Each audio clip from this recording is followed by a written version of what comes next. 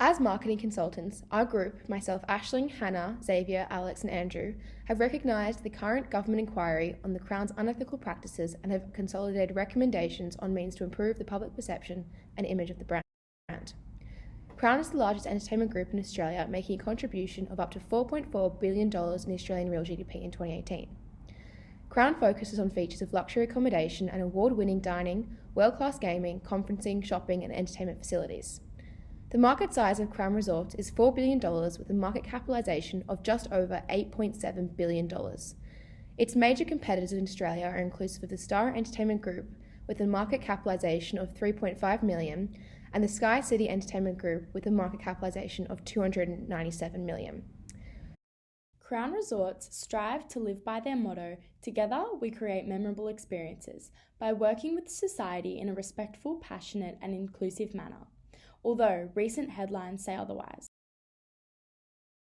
James Packer sold nearly 20% of his shares in Crown Resorts, yet it was later found out that he had been using Perth Crown Resorts for money laundering purposes. In 2020, the independent liquor gaming authorities recognised Crown Resorts as unsuitable to hold a gaming licence for its new $2.2 billion Barangaroo casino in Sydney. Thus, it is vital that the business recognises our means of improving its brand image and reputation.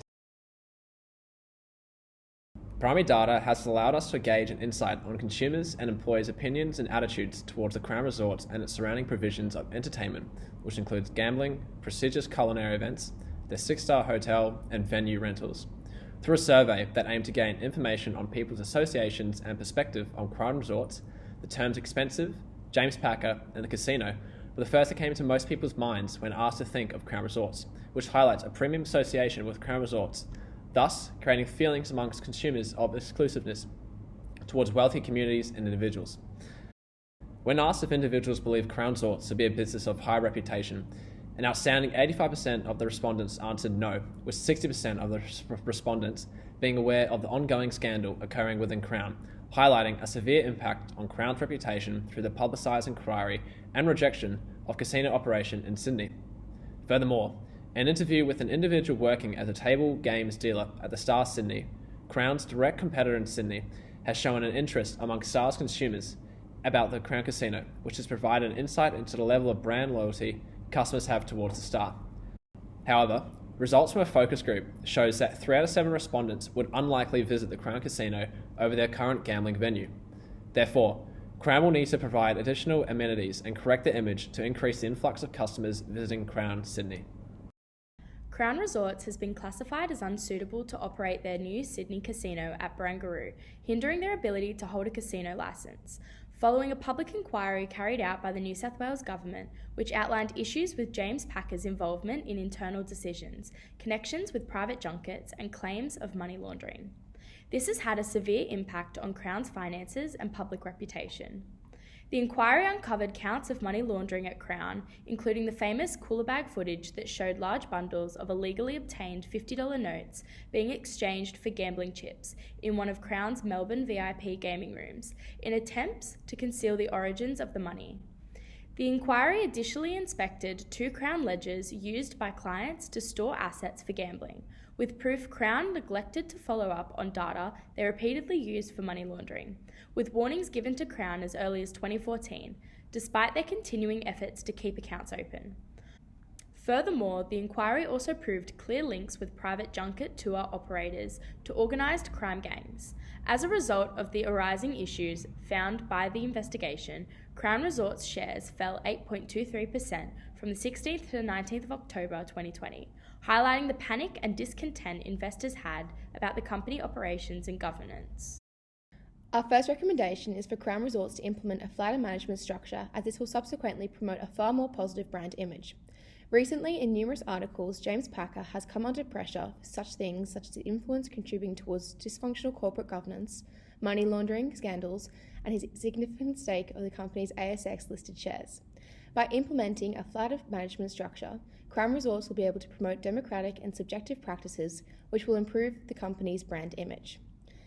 This can be achieved through utilisation of a special source of influence, opinion leaders.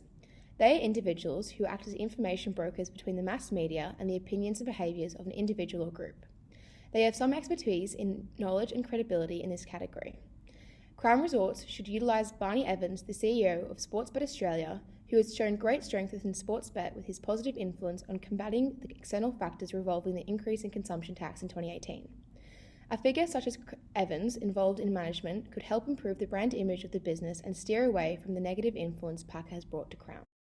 With Crown Sydney's brand new reopening of One Barangaroo within the past 6 months, there has been a surge in popularity of the company. However, within this, there has been a negative attention on their inability to hold a casino license. Therefore, our recommendation for the company is to direct consumers' attention to their wide range of hospitality offerings, including global dining and impeccable 6-star Crown Resort service. The consumer behaviour theory utilised is a compensatory model that is based on a mental cost-benefit analysis in which negative features can be compensated for a positive one. These negative features include the reputation of Crown Resort's gambling sector being redeemed through its other services such as restaurants that recognise high popularity. However, this can be significantly outweighed by the positive of directing consumers' attention towards the hospitality sector. As a result of the compensatory model being successfully implemented, it will allow for a better opportunity to the gaming floor at Crown Sydney. This subsequently brings an influx of revenue and satisfied customers, therefore improving their financial status and depths while also creating a stronger brand image. Since the Crown Casino has relied heavily on foreign high-roller gamblers from China for an income stream, Crown Sydney should strive to achieve a marketing platform where Chinese gamblers can come from both the purpose of gambling and tourism in a safe and protected environment. Crown should introduce more training and development within the business to recognise better ethical practices. This then could be advertised to the public eye through social media as a step towards more ethical practices and safety. This recommendation uses the theory of elaborate likelihood model, as models of high and low MAO persuasion are used to change attitudes so that society perceives Crown to have improved their overall security means. We strongly believe by Crown implementing our analysis, the company will experience both long and short-term benefits.